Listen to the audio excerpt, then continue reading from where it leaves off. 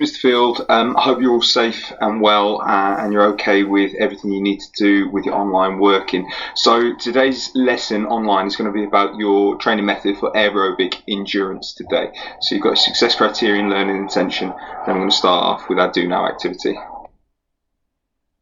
Okay, so your do now activity is just on the screen in front of you now. You've got a set of questions which you need to answer. So what I need you to do is pause the video when I've stopped speaking. Have a little go at answering those questions if you've got a piece of paper or you want to type them in a notes section on a Word document. Give yourself 10 minutes, and then once you've done, or that 10 minutes is up, we're going to go through the answers together. Okay, so your 10 minutes is up now. We're just going to have a quick skim through the answers, just to have a look. So first one, give an advantage of fartlek training. So it's simple to use, can be used for a variety of different sports, and can help to improve both your aerobic endurance and your speed, depending on how you use it. Disadvantage of plyometrics can be complicated to follow. A lot of people don't really understand what plyometrics are. And how they're applied in training. It can be a risk of injury, so if you think about it, plyometrics, a lot of jumping, a lot of bounding, those kind of activities. It's a strong risk of injury if you're not warmed up properly or if you're not following protocol correctly. And then the last one, it only really applies to one component of fitness, which is power. So it's not going to be as flexible as the others. So things that are cool down include gentle aerobic exercise, static stretches. If you put some examples in there, fantastic. Just make sure you know that they're your 2 stages of a warm-up. Training methods, flexibility, nice and easy. So PNF stretching, ballistic stretching, and then I've left a couple of ones there for you because you can put things like dynamic stretching, static stretching, anything along those lines is absolutely fine. What does adaptation mean? Change your training to meet your improvements. So if you're lifting more than you expected, then obviously you're going to have to increase that a little bit more. If you're running a little bit quicker or a little bit further, depends what component of fitness you're trying to improve, then of course that needs to improve. And then looking at using frequency in your training programs, so starting to look at the principles of training as well.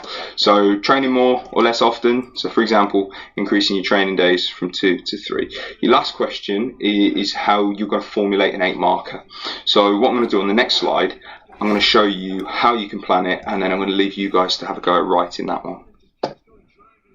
So for this question, your 8 marker, I've left it quite open for you, and I've filled in a few boxes which you could have done. So the first thing you need to really realise is when you read the question, it says Mr. Truman is a world-class cricketer, which he isn't, and is renowned for having great speed and muscular strength. Name of 3 other physical components of fitness he would need to improve his performance in cricket. So the first thing you need to pull out is a physical component of fitness. It's not skill related, so make sure physical components, make sure you're thinking base FM. So the ones I picked were aerobic endurance, flexibility and muscular endurance, because you already said about speed and muscular strength. So we might have talked about body composition. Again, that's fine as long as you can explain how it's in there. So I've left a couple on there. I'm not going to go through them all, but just a few examples of what you could have done. Maybe someone might pick muscular endurance and then fill in the reason. Someone might want to do flexibility, do them all. Someone might want to do aerobic endurance, how it improves your performance. So using those answers, formulate that into a couple of little paragraphs into an 8-mark question. Same thing on the same piece of paper or Word document, however you're using it. So I know at this stage we're quite comfortable with the methods of training and what kind of methods we're using for aerobic endurance. So as you can see on there, we use continuous training, interval training, fartlek and circuit training. So we're going to look at how specifically you could increase the difficulty using the FIT principles of training. So you're going to have, and it will be available to you, a document, and again you could print it off, you could copy it out, or you could use it online. Also after each slide, that same table is going to be there. So if you haven't got the facilities to print off, you don't want to keep having to switch from your PowerPoint to your notes page, you can just fill it in on the PowerPoint presentation. Just make sure it's all collated together at the end so it can get stuck into your books.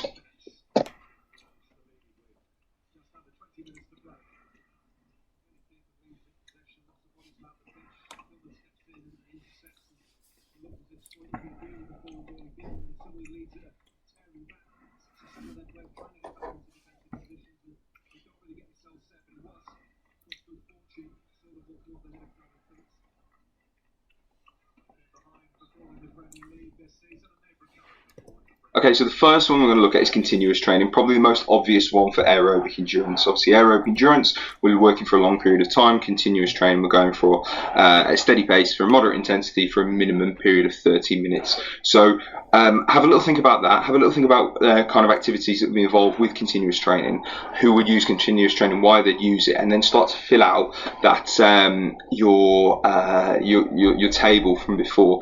Have a little think of the two questions at the bottom as well, just to think to yourself. You can answer them in written form if you want to, or just questions to consider yourself. So what percentage from the training intensity triangle do you think moderate intensity is, and what training zone is this?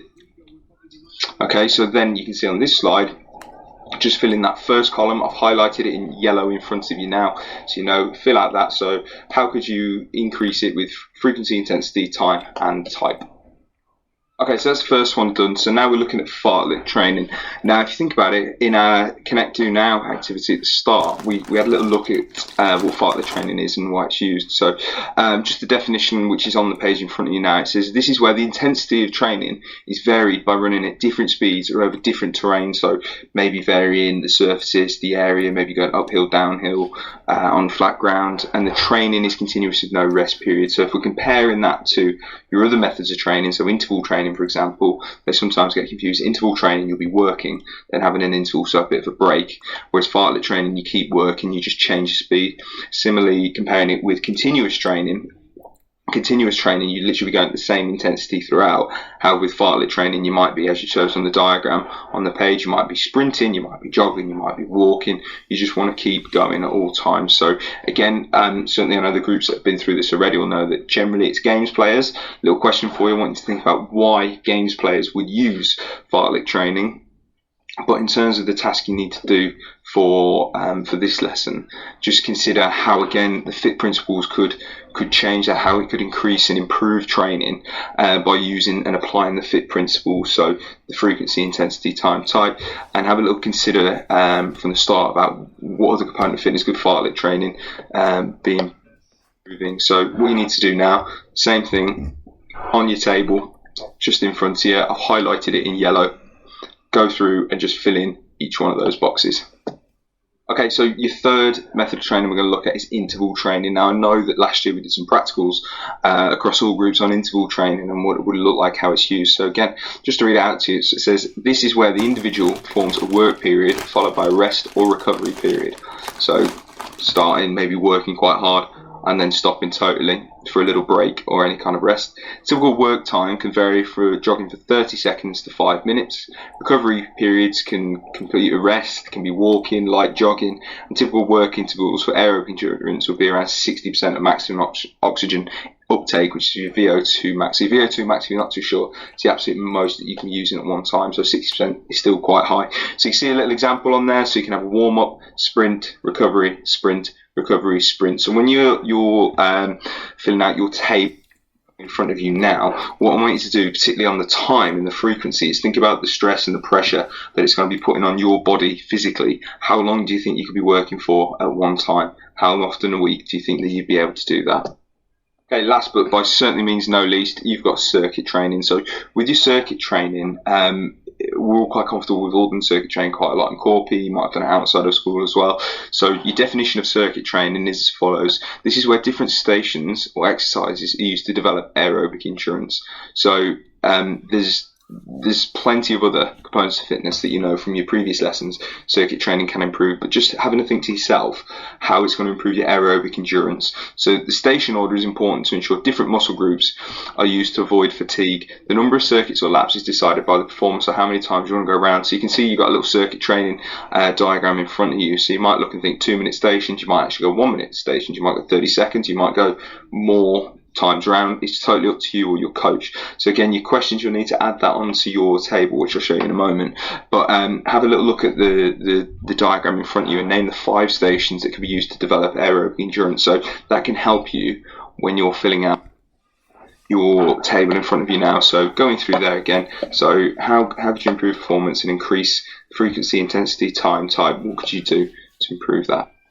So your last point of the lesson, we're just going to be reviewing and learning what we've learned so far and pointing into advantages and disadvantages for each method. So you're going to have, if you look on the back of the grid, if you printed it off, you'll be able to see that you're going to have a section based on for each of the methods of training we used today, advantages and disadvantages. So there's a set of things just to consider and think about. So think about the cost, time, the equipment, variety, purpose, safety, intensity, and the flexibility of the session. Now, the flexibility is how you could use it in different ways, not the component of fitness. So what you're going to be filling out, and if you're going to do that on your on here on your presentation, you can just pop them straight into there. So 2 advantages for each one, 2 disadvantages, and again you might want to start comparing and contrasting. That's where you're hitting those higher level, those distinction level thinking, is when you start to be able to compare them. But that's what you need to do to review your lesson from now. Okay, and then just your last, very, very last thing, I do promise, I know I said it was last time before, your very last thing you need to do today is having a look at that. So based on what you've made today and your knowledge, it says about write 3 questions for your peer to answer about today's lesson. Now, you can do this in different ways. You can write them down and ask them the next time you see them. You could ask them on your team. I think asking them on your teams would be a really, really good idea. Maybe pose 3 questions on your class's team. Get them in there and maybe challenge a couple of people. The best thing you could do, best way to learn it, is challenge each other and help each other learn, because you're going to be tested based on your recall of knowledge, how you can remember things. So get it in there, have a little test of each other. Okay, thank you for taking part in today's online lesson. I hope you feel that this video has helped you quite a lot, along with your presentation or your document you've been doing so far. Please let us know if there's anything we can do to help you more. But now you've finished that, please make sure that as soon as you've finished, you've read through it, you're happy, make sure you submit your work via Microsoft Teams on the appropriate page, and then you should be done. If you're not too sure, check with your teacher. I'm sure they'll help you out. Also, don't forget, if you can, we're on YouTube. This way you're watching the video now. Hit the subscribe button, get us as many subscribers as possible, and then we'll use this facility as best we can. Let us know if there's anything more we can do to help you out as well. Last one as well, make sure you follow the PE account on Twitter, so it's at RSA Academy PE, and again, let us know what we can do, give us some feedback, and we'll post some quizzes and some extra support for you. Otherwise, stay safe, and hopefully we'll see you soon. Thank you.